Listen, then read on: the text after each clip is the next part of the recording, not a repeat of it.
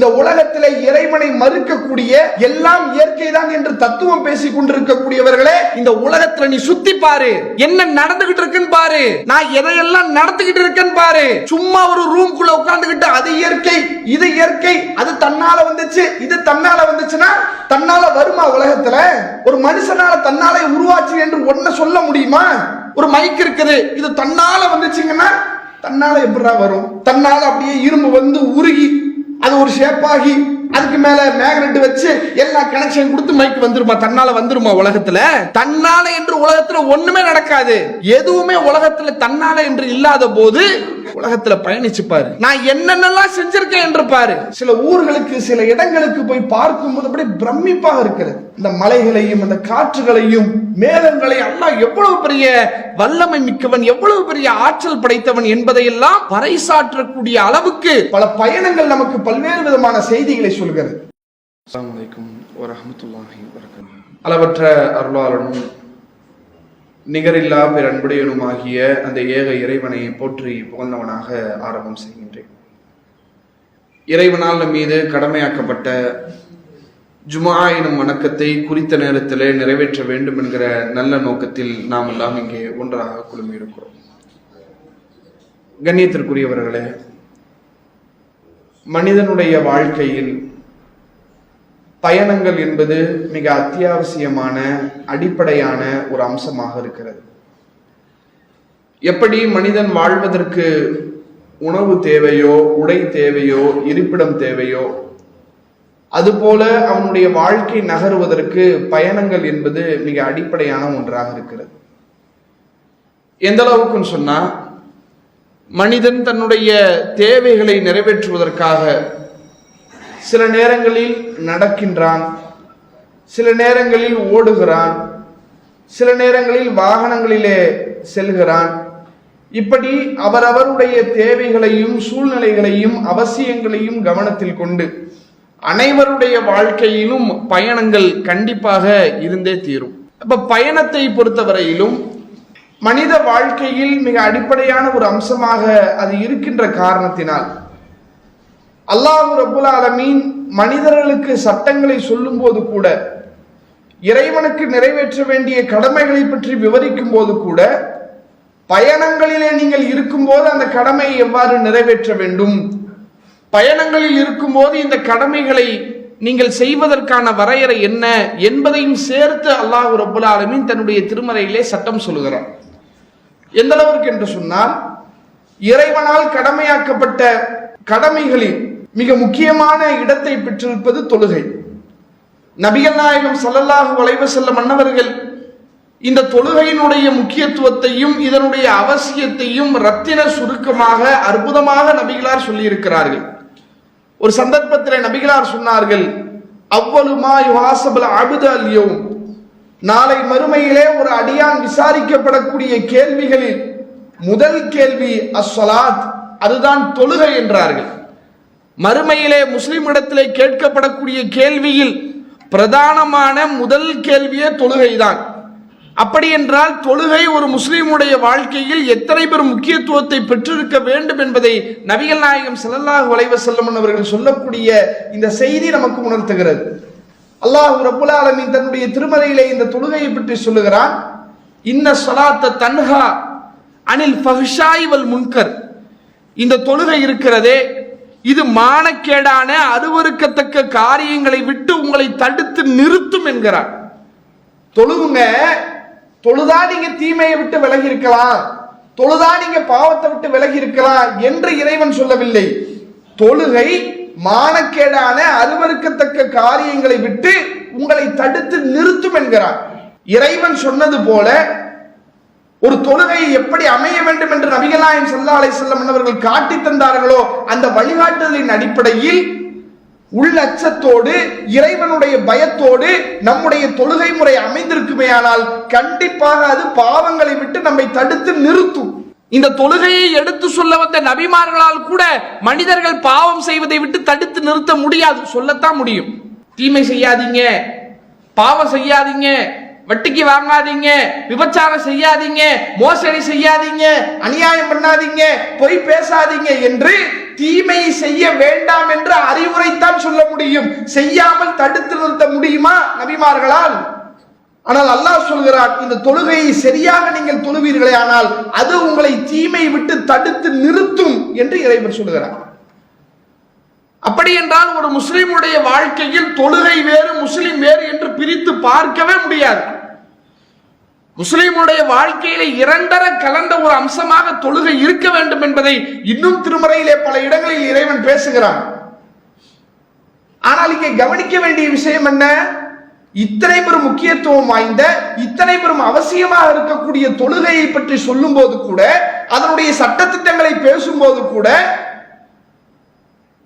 ஒருவேளை நீங்கள் பயணத்தில் இருப்பீர்களே ஆனால், உள்ளூர்ல இருக்கிறீங்க பிரச்சனை இல்லை, பயணத்துல இருக்கிறீங்க, உள்ளூர்ல இருந்து வெளியூருக்கு போறீங்க, அல்லது வெளிநாட்டுக்கு போறீங்க, அல்லது வேற ஒரு இடத்துக்கு போறீங்க, அப்படி பயணத்தில் நீங்கள் இருப்பீர்களே ஆனால் அந்த தொழுகையிலே சில சலுகைகளை இறைவன் வழங்குகிறான். 4 ரக்காய் லுஹருடைய தொழுகையா, அதை குறைச்சு 2 ரக்காய் தொழுவு, நான் அதை ஏத்துக்கிறேன். 4 ரக்காய் தான் தொழுகணும். ஆனா அல்லாஹ் என்ன சொல்றான்?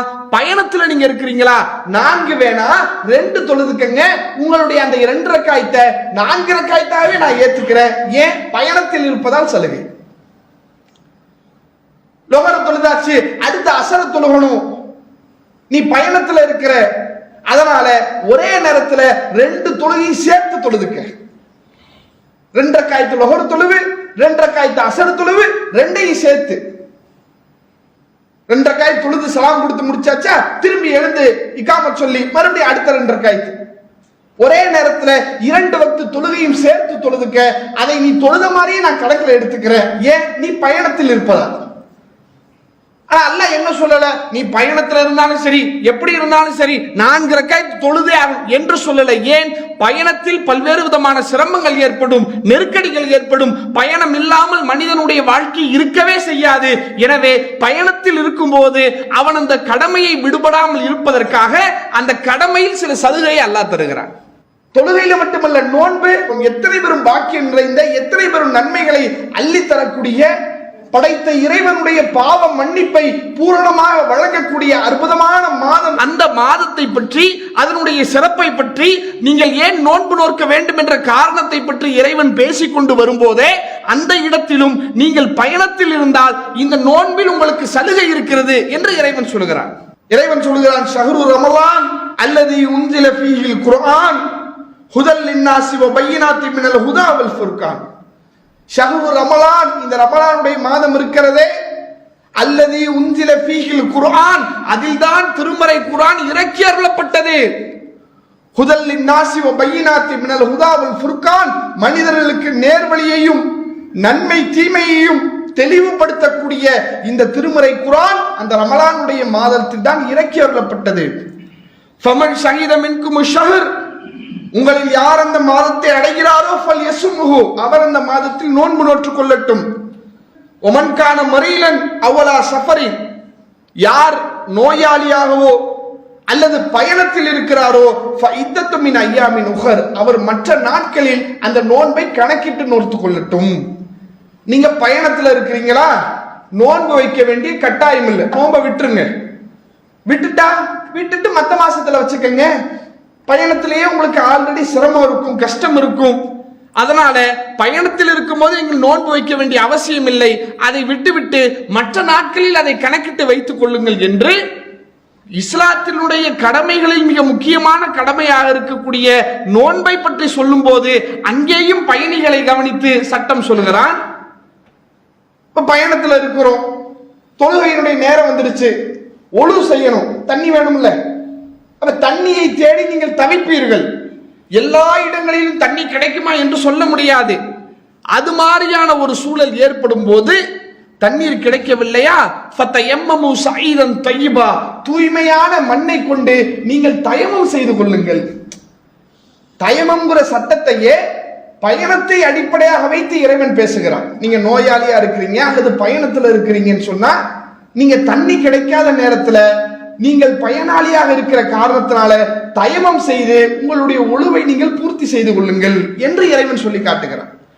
இப்படி இஸ்லாத்துல நீங்க எடுத்து பார்த்தீங்கன்னு சொன்னா இறைவன் மனிதர்கள் மீது விதியாக்கி இருக்கக்கூடிய கடமைகளை பற்றி பேசும்போது கூட அந்த கடமைகளில் பயணத்தில் இருக்கும்போது, பயனாளியாக இருக்கும்போது, நீங்கள் பிரயாணங்களை மேற்கொள்ளும் போது என்கிற ஒரு விஷயத்தை சேர்த்து, அந்த பயணத்தில் உங்களுக்கு சிரமம் இருக்கலாம், கஷ்டம் இருக்கலாம், நெருக்கடி இருக்கலாம், எனவே இந்த கடமைகளில் சிலவற்றிலே உங்களுக்கு நான் சில சலுகைகளை வழங்குகிறேன், சில தளர்வுகளை தருகிறேன் என்று அல்லாஹ் ரப்புல் ஆலமீன் மனிதர்களுக்கு சொல்லக்கூடிய சட்டங்களில் கூட பயணங்களை கவனித்து சட்டம் சொல்லக்கூடிய காட்சியை நம்ம பார்க்கிறோம்.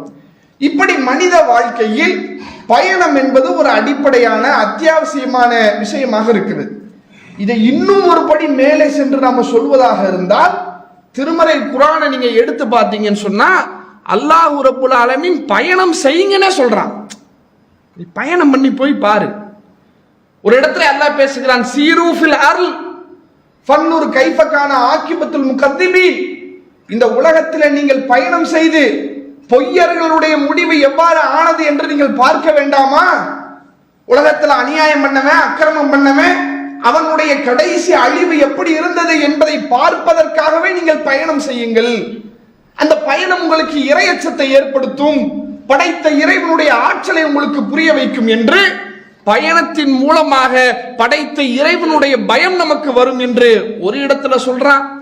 இன்னொரு இடத்துல அல்லாஹ் பேசுறான், உலகத்துல படைத்த இறைவனை மறுத்து கடவுள்லாம் ஒண்ணு கிடையாதுங்க, எல்லாம் இயற்கை, எல்லாம் தானா வந்துச்சு, சூரியன் தானா வந்துச்சு, சந்திரன் தானா வந்துச்சு, இரவு தானா வந்துச்சு, பகல் தானா வந்துச்சு, மழை தானா வந்து, எல்லாம் தானா இயற்கையா நடக்குது என்று இறைவனை மறுத்து இருக்கக்கூடிய சிந்தனைவாதிகளை பார்த்து, தன்னை பகுத்தறிவாதி, தன்னை சிந்தனைவாதி என்று சொல்லிக் கொண்டிருக்கக்கூடிய இந்த முட்டாள்களை பார்த்து அல்லாஹ் ரப்புல் ஆலமீன் தன்னுடைய திருமறையிலே சொல்லி காட்டுகிறார், அஃபலம் யஸீரு ஃபில் அர்ல், இந்த உலகத்திலே அவர்கள் பயணம் செய்திருக்க வேண்டாமா?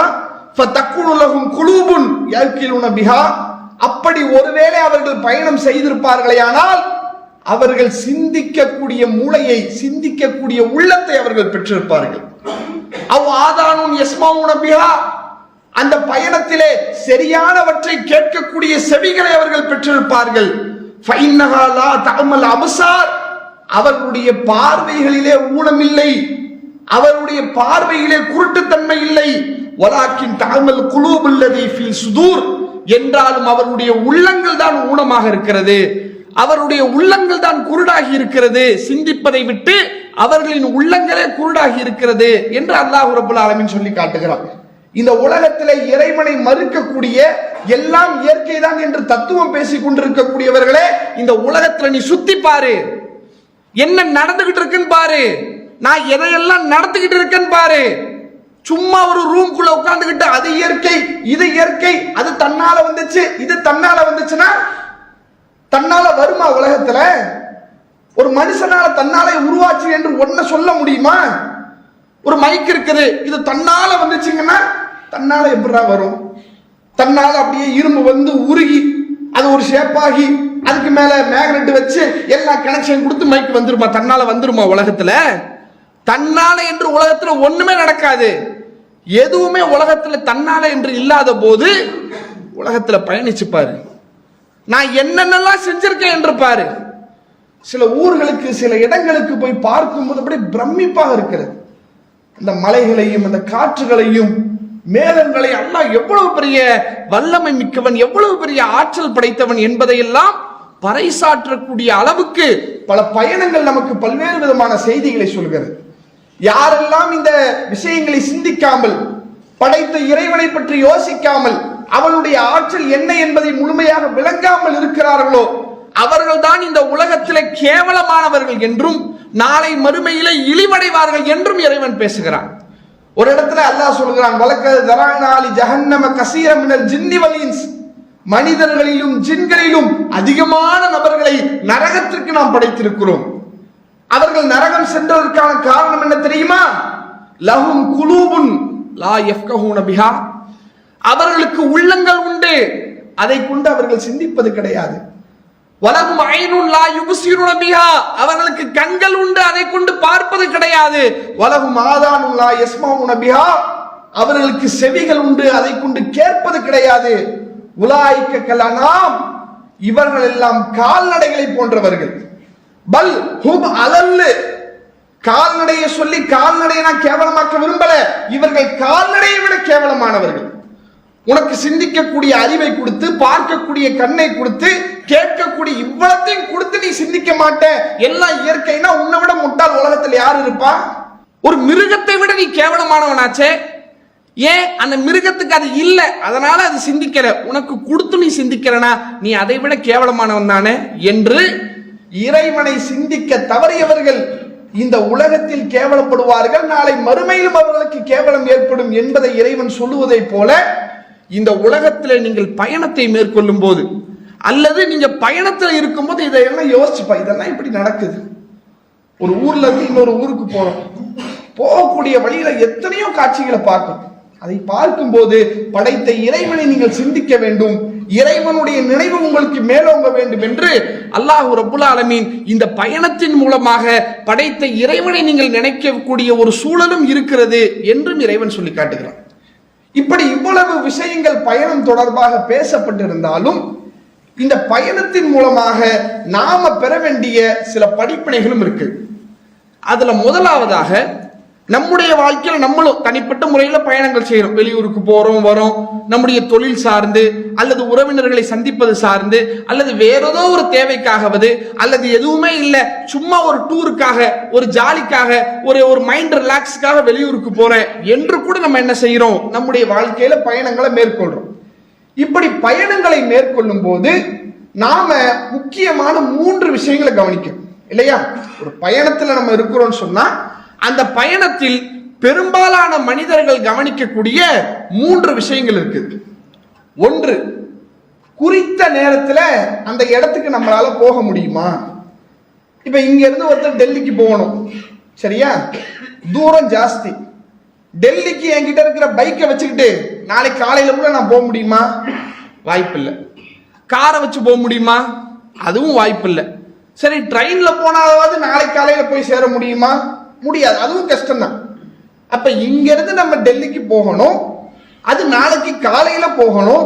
அப்ப இதுக்கு இருக்கிற ஒரே ஆப்ஷன் ஃபிளைட் மட்டும்தான். அதுல போனாதான் நம்மளால அங்க போய் சேர முடியும். குறித்த நேரத்தில் இந்த நேரத்தில் இந்த இடத்துல இருக்கணும் என்பதற்காக அதற்கேற்றாற்போல் நம்ம என்ன செய்யறோம், நம்முடைய பயணங்களை மாத்தி அமைச்சுக்கிறோம். சில இடங்களுக்கு நடந்து போனா போயிடலாம், சில இடங்களுக்கு பைக்ல போயினா போயிடலாம், சில இடங்களுக்கு பிளைட்ல போனாதான் போக முடியும்னா அப்ப அதுல தான் நம்ம போயாகணும் என்று நம்முடைய பயணங்களை அந்த நேரத்தை மையப்படுத்தி நம்ம அமைச்சுக்கிறோம். ஒண்ணு.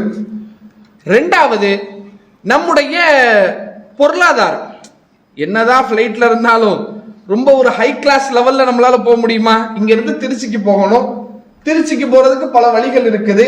ட்ரெயினே எடுத்துக்கங்களேன், ட்ரெயின்ல ஒரு ஸ்லீப்பர் கிளாஸ் இருக்குது, அதுல ஃபர்ஸ்ட் கிளாஸ் இருக்குது, அன்ரிசர்வ்டு இருக்குது. 3 கேட்டகரி இருக்கு. இதுல போக முடியுமா? இதுல நம்ம ஏ கிளாஸ்ல போனோம்னு சொன்னா ரொம்ப காஸ்ட் ஜாஸ்தியா, நமக்கு கட்டுப்படி ஆகாது. அப்ப அதுக்கு கம்மியா இருக்கும், ஒரு ஸ்லீப்பர் கிளாஸ்ல போகலாம். இல்ல அதுக்கும் வாய்ப்பு இல்லையா, அன்ரிசர்வ்ல போயிடலாம், இன்னும் ரேட் சீப் ஆயிரும் என்று அந்த பயணத்தினுடைய நேரத்தை கவனிப்பதை போல அதிலே நம்முடைய பொருளாதாரம் எந்த அளவுக்கு சேமிக்கப்படுகிறது, எந்த அளவுக்கு அதுல நமக்கு சேஃப்டியா இருக்குது என்பதை மனிதர்கள் கவனிக்கிறாங்க. 2. மூணாவது விஷயம், எல்லோருடைய பயணத்திலும் சரி நம்ம கவனிக்கக்கூடிய 3வது மிக முக்கியமான விஷயம், முடிந்த அளவுக்கு சுமைகளை சேர்த்துக்க கூடாதுன்னு நினைப்போம். ஒரு ஊருக்கு போறோம், 2 நாள் தங்க போறோம், தங்கிட்டு திரும்பி சென்னைக்கு வந்துருவோம் வைங்க. இந்த பயணத்தின் போது இதை எல்லாத்தையும் கவனிப்போம். நேரத்துக்கு போக முடியுமா, சரியான வாகனத்துல போக முடியுமா, எல்லாத்தையும் கவனிச்சுட்டு 3வதா எதை கவனிப்போம், எடுத்துட்டு போகக்கூடிய பொருள். நம்ம பீரோவை திறந்தோம்னு சொன்னா ஃபுல்லா சட்டை இருக்குது, 25-30 சட்டை இருக்குது. 30 சட்டை என்கிட்ட இருக்குன்னு சொல்லி 2 நாளைக்கு 30 சட்டை யாராவது எடுத்துட்டு போவாங்களா? 30 சட்டை இருக்கட்டும், தேவை 2 சட்டை தான், 2 சட்டை எடு. 2 பேண்ட் கூட எடுக்க மாட்டாங்க, ஒரு பேண்ட் போது, கருப்பு கலர்ல ஒரு பேண்ட் எடுத்து வச்சுக்க, எந்த சட்டையா இருந்தாலும் அதுக்கு மேட்ச் பண்ணி போட்டு நம்ம என்ன பண்ணிடலாம், போயிட்டு வந்துடலாம்னு சொல்லி முடிந்த அளவுக்கு அந்த பயணத்தை மேற்கொள்ளும் போது நம்முடைய உடையாக இருந்தாலும் சரி, உணவாக இருந்தாலும் சரி, சாப்பிட்றதுக்கு வீட்டுல 25 கிலோ மூட்டை அரிசி இருக்குது. ஆஹா, நம்ம பயணத்துல சாப்பிடணுமே, மூட்டையை தூக்கு, சிலிண்டரை தூக்கு, கேஸ் அடுப்பை தூக்கு, பயணத்துல நமக்கு சோறு தேவைப்படுமே என்று யாராவது தூக்கிட்டு போறாங்களா? தேவைப்பட்டா போற வழியில வாங்கி சாப்பிட்டுக்கலாம். இல்ல வேற ஏதாவது ஒரு சிம்பிளா என்ன பண்ணிக்கலாம், ஒரு உணவு வாங்கி பொட்டலம் போட்டுட்டு போயிடலாம். போற வழியில என்ன பண்ணிப்போம், சாப்பிட்டுக்கலாம் என்று என்ன செய்யறோம்? பயணத்துல நம்முடைய உணவினுடைய தேவைகள் இருந்தாலும் அதை குறைச்சுக்கிறோம், உடையினுடைய தேவை இருந்தாலும் அதை குறைச்சுக்கிறோம். குடிக்கிறதுக்கு தண்ணி தேவையில்ல, ஆஹா தண்ணி நமக்கு தேவைப்படுது, வீட்டு மேல 2000 லிட்டர் சின்டெக்ஸ் டேங்க் இருக்குது, அதை தூக்கி பஸ் மேல வச்சிருவோம், தண்ணி இல்லாட்டி ரொம்ப கஷ்டமா போயிடும். அப்படி யாராவது இருக்கிறோமா? தேவைன்னா ஒரு வாட்டர் பாட்டில் வாங்கிக்கப்பா. நைட்டு ஏறி படுக்க போற, காலையில எந்திரிக்க போற, நைட்டு ஃபுல்லா தண்ணியா குடிச்சுக்கிட்டு இருக்கிற, கொஞ்சோண்டு தானே தண்ணி குடிப்ப, ஒரு வாட்டர் பாட்டில் வாங்கிக்க போதும். இப்ப பயணத்துல நம்முடைய உடைகளுடைய தேவையை குறைச்சுக்கிறோம், உணவினுடைய தேவையை குறைச்சுக்கிறோம், தண்ணீருடைய தேவையும் குறைச்சுக்கிறோம். இப்ப மனித வாழ்க்கைக்கு எதுவெல்லாம் அடிப்படையாக அத்தியாவசியமாக இருக்குது, உணவு உடை இதுதானுங்க அடிப்படை. அந்த தேவையை கூட பயணத்தின் போது நம்ம என்ன செஞ்சுக்கிறோம், இல்ல இவ்வளவு தேவையில்லை இது போதும், இவ்வளவு அவசியம் இல்லை இது போதும், இவ்வளவு குடிக்க வேண்டியதில்லை இவ்வளவு குடிச்சா போதும் என்று அவற்றையெல்லாம் போதுமாக்கி கொண்டு நம்முடைய பயணத்தை நாம தொடர்ந்து கொண்டு இருக்கிறோம். இந்த இடத்துல தான் இஸ்லாம் நமக்கு ஒரு அற்புதமான அறிவுரையை சொல்கிறது. நபிகள் நாயகம் ஸல்லல்லாஹு அலைஹி வஸல்லம் அன்னவர்கள் இறைவனை நம்பிக்கை கொண்ட அடியார் இந்த உலகத்தில் அவர் எப்படி வாழ வேண்டும், இந்த உலகத்திற்கும் உனக்குமான உறவு எப்படி இருக்க வேண்டும் என்பதை நபிகள் நாயகம் ஸல்லல்லாஹு அலைஹி வஸல்லம் அன்னவர்கள் சொல்லக்கூடிய இந்த செய்தியை இந்த விஷயங்களோடு நீங்கள் ஒப்பிட்டு பாருங்கள். ஒரு சந்தர்ப்பத்தில் அப்துல்லா இப்னு உமர் அவர்கள் அவருடைய தோலை நபிகள் நாயகம் ஸல்லல்லாஹு அலைஹி வஸல்லம் அன்னவர்கள் பிடித்துக் கொண்டு அல்லாஹ்வுடைய தூதர் அவர்கள் சொன்னார்கள், குன் ஃபி துன்யா கஅன்னக கரீப் அவ ஆபிரி சபீல். அப்துல்லாவே, இந்த உலகத்தில் ஒரு அந்நியனை போல அல்லது ஒரு வழிபோக்கனை போல நீ வாழ்ந்துட்டு போயிரு. உலகம் நிரந்தரம் இல்லை, இது நிரந்தரமா இந்த உலகத்தில் நீ தங்க போறதில்லை. இந்த உலக வாழ்க்கையில ஒரு மூமியினுடைய மனநிலை எப்படி இருக்கணும், ஒரு முஸ்லிமுடைய மனநிலை எப்படி இருக்கணும்னா, ஒரு பயணத்துல இருக்கக்கூடிய பயணியின் மனநிலை என்னவோ அப்படித்தான் இந்த உலகத்திலே நீ வாழணும். பயணத்துல போகும்போது 40 சட்டை இருக்குது, 40 சட்டையும் தூக்கிட்டு போவா நீ நினைக்கிற, 2 சட்டை போதும் நினைக்கிறல்ல, இந்த உலகத்துல அப்படி இரு. பயணத்துல போகும்போது குடிக்க தண்ணி தேவையே 2000 லிட்டர் சின்டெக்ஸ் டேங்க் தூக்குடா நினைக்கிறியா, வாட்டர் பாட்டில் போதும் நினைக்கிறல்ல, அப்படி நினைச்சுக்க. உன்னுடைய பயணத்தில் உனக்கு எதுவெல்லாம் சிரமமாக இருக்கும், பாரமாக இருக்கும், சுமையாக இருக்கும் என்று உன்னுடைய அடிப்படை தேவைகளை குறைத்துக் கொண்டு அந்த பயணத்தின் மீது நீ கவனம் செலுத்துகிறாயோ, அது போல இந்த ஒட்டுமொத்த உலக வாழ்க்கையும் ஒரு பயணியை போல் நீ வாழ். பார்க்கலாம் இப்படி வாழ்றான், வீடு காரு வசதி கட்டிட்டானேங்க, இப்பதான் ஆரம்பிச்சான், 10 வருஷத்துல வீடை வாங்கிட்டான், சொந்தமா காரு வாங்கிட்டான், வசதியா இருக்கிறான், பொண்ணுக்கு நல்ல இடத்துல கல்யாணம் முடிச்சு கொடுத்துட்டான் என்று உலகத்தினுடைய ஆடம்பரங்களை பார்த்து, அடுத்தவர்களுடைய வாழ்வாதாரத்தை பார்த்து இந்த உலகத்திலே நீ எதற்காக வந்திருக்கிறாய் என்பதை நீ மறந்து விடாதே. மனிதா, இந்த உலகத்திலே உன்னுடைய வாழ்க்கை என்பது ஒரு பயணியை போல. இங்க இருந்து திருச்சிக்கு போறோம், பஸ்ல போற இடத்துல நடுவுல விழுப்புரத்துல நிறுத்துறான், சொல்றான் 10 நிமிஷம் வண்டி நிற்கும், சாப்பிடுறவங்க சாப்பிட்டுட்டு வந்துருங்க. நம்ம இறங்கி பார்க்கிறோம், பார்த்தா இடம் அப்படி சூப்பரா இருக்கு, கண்ணு கெட்டின தூரம் வரைக்கும் பச்சை பசேர்னு காத்து அடிச்சுக்கிட்டு ரொம்ப ஒரு அற்புதமான ஒரு இடத்தை வந்து அப்படி அந்த இடத்துல நம்ம பார்க்கிறோம் வைங்க. பார்த்துட்டு ஆஹா சூப்பர் இடங்க, பேசாட்டு நான் இங்கே பாய் போட்டு படுக்க போறேன் என்று ஒருத்தன் சொன்னா இவனை உலகம் என்ன சொல்லும், டேய் நீ முட்டாளா, உன் வேலை இங்க இல்லப்பா, உன் வேலை திருச்சியில இருக்குது, நீ விழுப்புரத்துல இறங்கிட்டு ஆஹா சூப்பரா இருக்குன்னு சொல்லி இங்க உட்கார நினைக்கிறியே, உன் வேலை இங்க கிடையாது, உன்னுடைய முடிவு இங்கே கிடையாது, நீ அங்க போகணும் என்று சொல்லி அவனுடைய பயணத்தை எப்படி தொடருவானோ, அல்லாஹ்வுடைய தூதர் சொல்றாங்க, இதுதான் இந்த உலக வாழ்க்கை. உன்னுடைய முடிவு என்பது உலகம் அல்ல. இறைவனை நம்பாத, இறைவனை மறுத்த இணை வைப்பாளர்கள், மறுமையை நம்பாதவர்கள் இந்த உலகமே கதின்னு அவன் வாழ்வான். அதையப்பா நீ பாக்குற, அவன் வீடு கட்டிட்டான், அவன் கார் வாங்கிட்டான், அதெல்லாம் வாங்கிட்டா இந்த உலகத்துல நிரந்தரமா இருந்துட முடியுமா? இது என்ன நிலையான வாழ்க்கையா? அவனை விட கோடிக்கணக்கான சொத்துக்களை வைத்தவர்கள் எல்லாம் இடம் தெரியாமல் தடம் தெரியாமல் போய்விட்டார்களே. இவனை விட கோடிக்கணக்கான செல்வங்களை வைத்தவர்கள் எல்லாம் எங்கே என்று காணாமல் போய்விட்டார்களே. இன்னைக்கு நோய் வந்தா நீ மருத்துவமனைக்கு போற, அவன் பேர்லயே 10 மருத்துவமனை இருந்துச்சு. நம்ம நோய் வந்துச்சுன்னா ஒரு ஹாஸ்பிடலுக்கு போறவங்க, கோடீஸ்வரன் எப்படி இருந்தான், அவன் பேர்ல 10 மருத்துவமனை இருந்துச்சு. எங்க போனான்? என்ன செஞ்சுக்கிட்டு இருக்கிற நீ? வீடு வாங்கிட்டா, கார் வாங்கிட்டா, கோடிக்கணக்கில் பொருளாதாரத்தை சேர்த்து வச்சுட்டா இங்க நிரந்தரமா இருந்துட முடியுமா? இந்த உலகத்திலே ஒரு பயணியினுடைய வாழ்க்கை என்னவோ அது போல்தான் உன்னுடைய வாழ்க்கை. இது நிரந்தரம் அல்ல, இது நிலையானது அல்ல. உன்னுடைய இலக்கு இந்த உலகம் அல்ல. இதற்காக நீ கஷ்டப்படாது. புலம்புறாங்க, தவிக்கிறான் கிடந்துட்டு. பாய் என்ன பண்ணுவேன்னு தெரியல பாய், கஷ்டமா இருக்கு பாய், கடனா இருக்கு பாய், குடும்பத்துல பிரச்சனை, வீட்டுல பிரச்சனை, கடையில பிரச்சனை, வியாபாரத்துல பிரச்சனை, புலம்பி சாவுறான். இப்படி இல்லாம என்னால எப்படி வாழ முடியும்?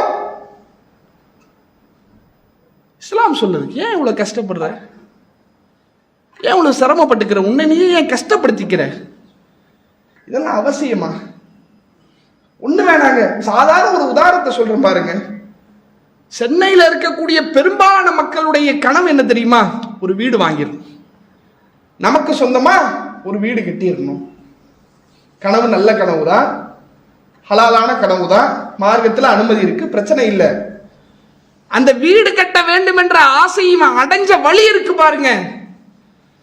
நமக்கு பொருளாதாரம் இருக்கு, அல்லது வேற ஏதாவது ஒரு வகையில நம்ம கடனை வாங்கி கைமாத்தா வாங்கியாவது நம்ம அதை செஞ்சிடலாமா? பிரச்சனை இல்லை, செய்யுங்க.